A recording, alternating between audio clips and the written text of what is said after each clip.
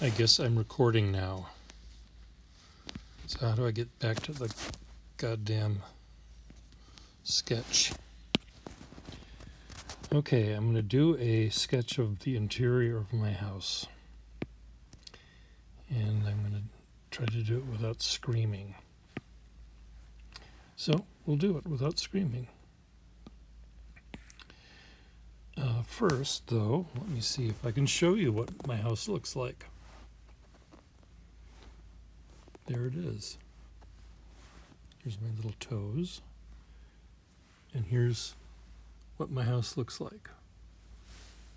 As you can see, it's a conglomeration of this, that, and everything. But I'm going to be sort of aiming in this direction. I may zoom in and out. But as you can see, it's not going to be easy. But I'll try to show you what I will try to do. Okay, so now let me go back to my app.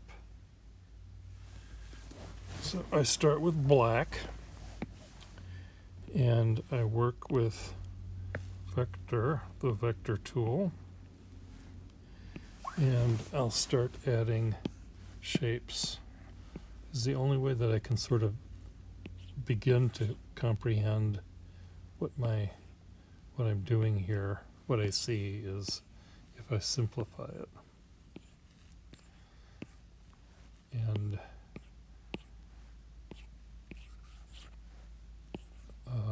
so that's what I'm trying to do. This is going to be kind of crazy, but I'm trying to figure out what I want to show, which really isn't anything. There's no story that I'm trying to tell. I'm just love drawing. And I've been having a little bit of dissatisfaction with some of the commentary I've been getting on feedback from people on the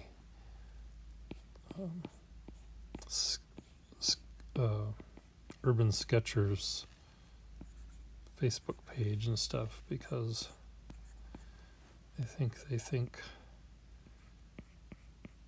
my drawings don't tell a story. And but I look at drawings that other people do, and I try to imagine what story they're trying to say, and I don't see stories there either. I see a drawing of a building or a town square or a public park or a boat, and they're all quite lovely.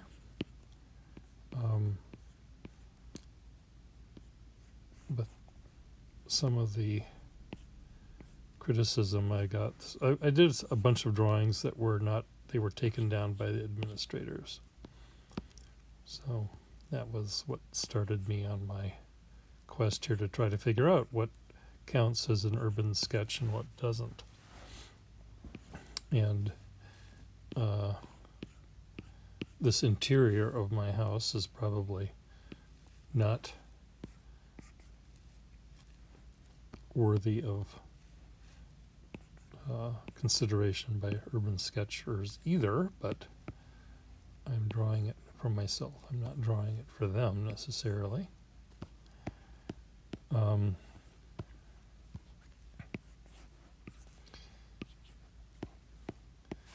I don't want to sound like sour grapes, and I'm trying not to, but I did take some time out of my day to try to come up with a video similar to what I'm doing here, to try to understand where the parameters lay, where they lie, and that was taken down. before anyone even could see it. So I'm doing this one. So as you see, I start with big shapes and try to make sense by drawing them first so I can get my bearings. And then I now work on smaller shapes.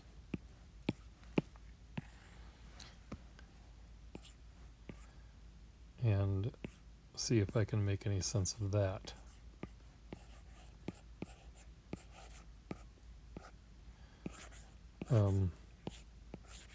Anyway, I looked at the manifesto again of the Urban Sketchers, and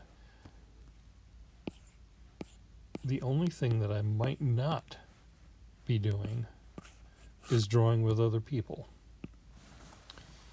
But I don't think that's a hard and fast rule. I think that you're encouraged to draw whatever you want all the time. And even when I am with a group of urban sketchers together and we're at a particular location, we don't draw next, sometimes we draw next to each other, sometimes that's fun. But I tend to find dark corners to draw that are maybe not interesting to anyone but me.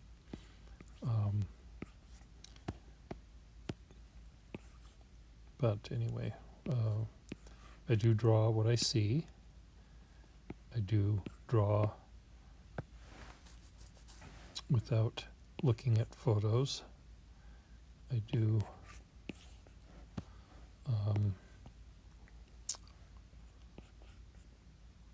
what else do I do?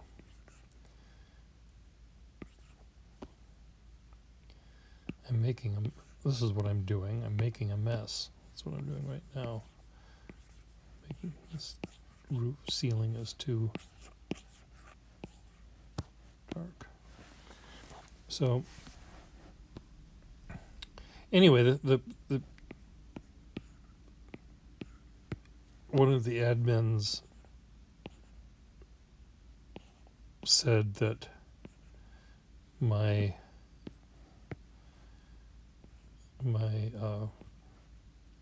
drawings didn't have an obvious story, and that was a little odd because I didn't realize that stories were what we were doing. I thought we were drawing pictures, not telling stories. I thought we were drawing what we saw, and so right now I'm drawing a Target bag.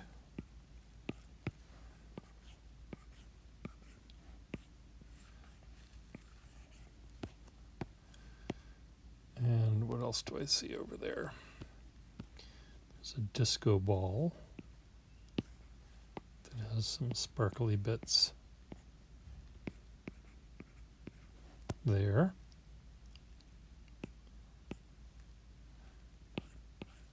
There's something green. I know what it is, but no one else could tell by looking at it. There's something green right there. I love looking at places that are like this, that are just full of stuff. And it's like being in an overgrown forest. It's full. It's just full and fun. I find it fun anyway. And now I'm drawing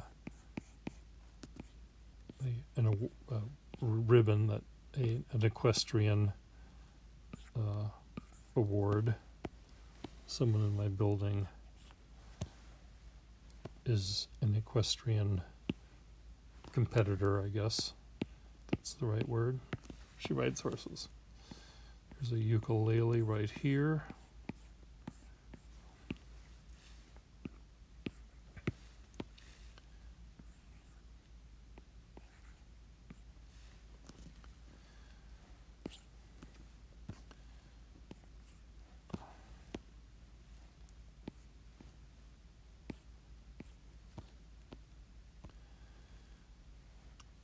Behind the ukulele is some candelabra. It's one of a pair of candelabra that I have that was from some synagogue or Jewish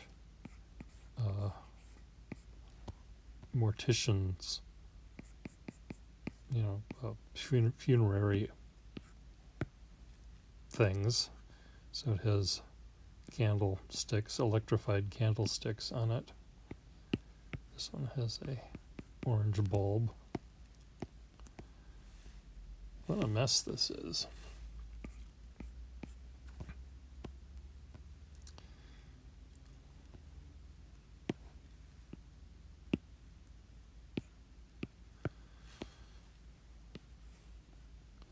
If there was a story that goes along with this, it might be never ever come into this guy's house, because you'll have nightmares for the rest of your life.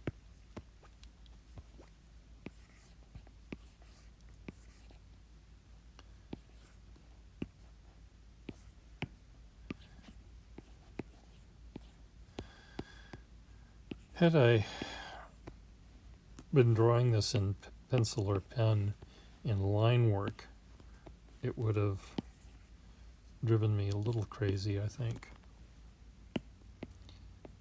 There's too many objects that have too many lines. I might, if I were to draw this on paper, I might draw it with big fat lumber crayon, where I can't, the physical tool would be far too crude to be able to draw all of these details. So I'd have to draw in big clumpy bits. And I guess that's sort of what I like about drawing chaos like this is, first of all, if I make something a little bit wrong, no one will know. So that's easy in that way. But also,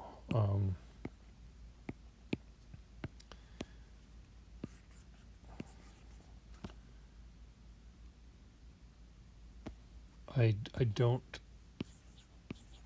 because I'm drawing such a complicated scene, I'm not drawing objects.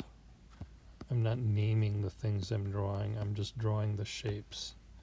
And I think if I were to use a pen and draw the outlines of these things, I would never start, because it's just too much.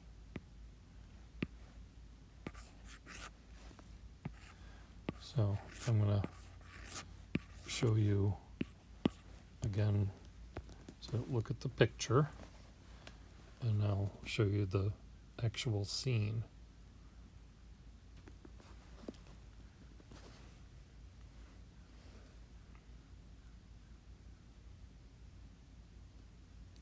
Now the camera is picking this up. It's saying there's way more light than my eyeballs see. The camera is adjusting. It's more like this is what my eyes see, rather than that. Okay, I'm done with this. Let's go back. I don't need this anymore. There we go. So now I'm back here.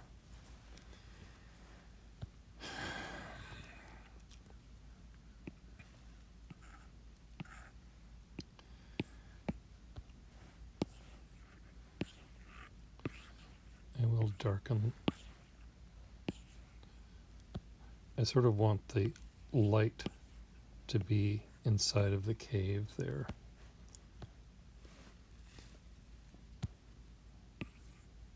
So I'm using my artistic license to darken everything.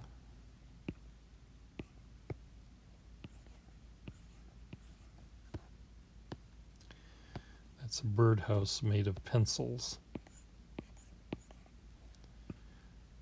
draped over that synagogue candelabrum. Or some fraternal Knights of Columbus sashes.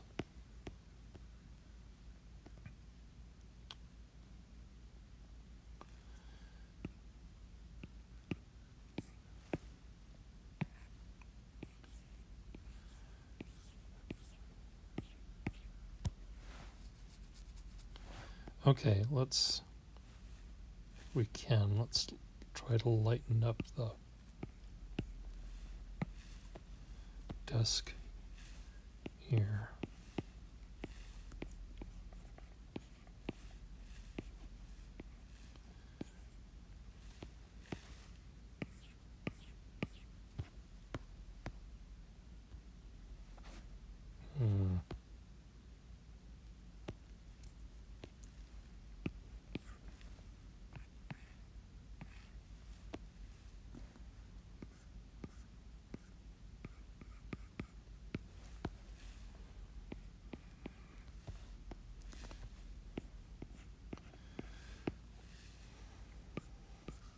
So I think the big difference, the issue that some of the administrators are having has to do with the fact that the stories I tell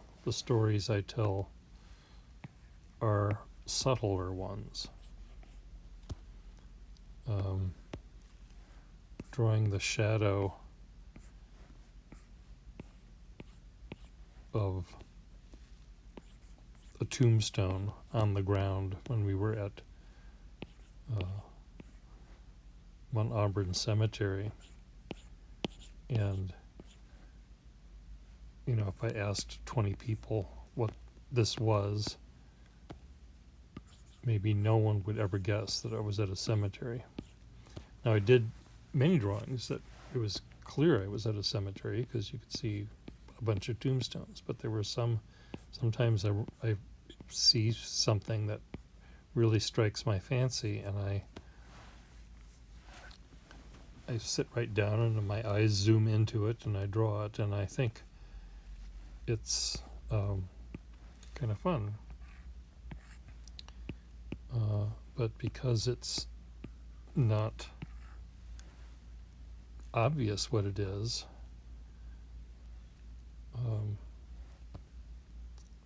some people don't like it.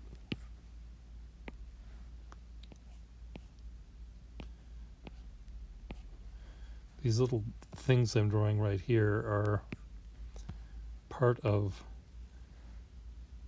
this thing that I call my flustercuck. It's this gob of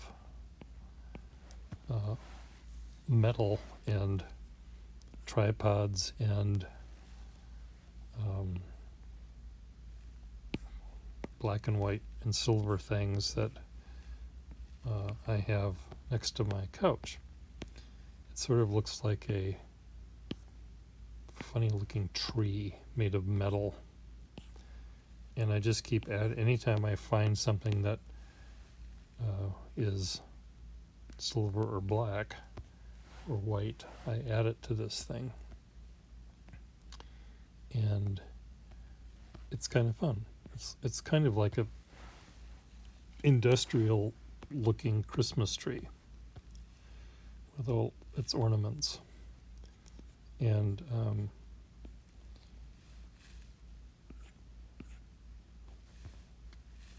I think it's kind of fun. And people that see it think it's kind of fun. But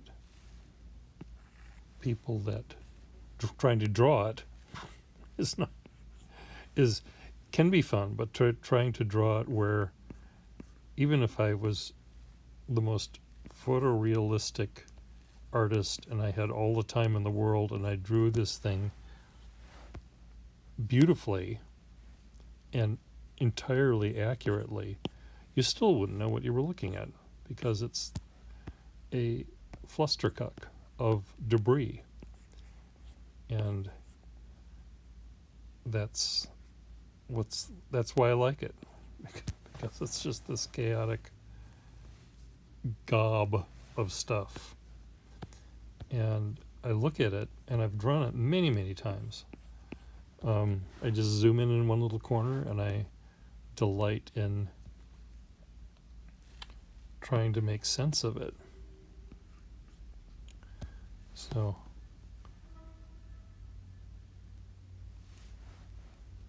that's what I did. Let's see, let's keep on making. So there's a little hose clamp here. There's parts of a bracelet, I think. There's a gooseneck lamp.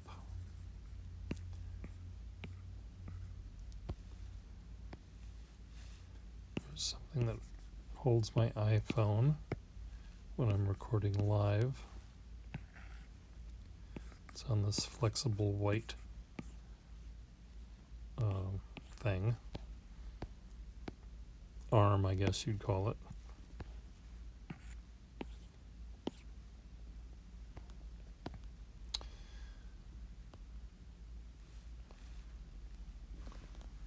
So I think I'm done. Now, what story am I telling with this? Warning, do not ever come in this house, this nightmare of a house. Is that the story? We'll find out. How do I turn this off?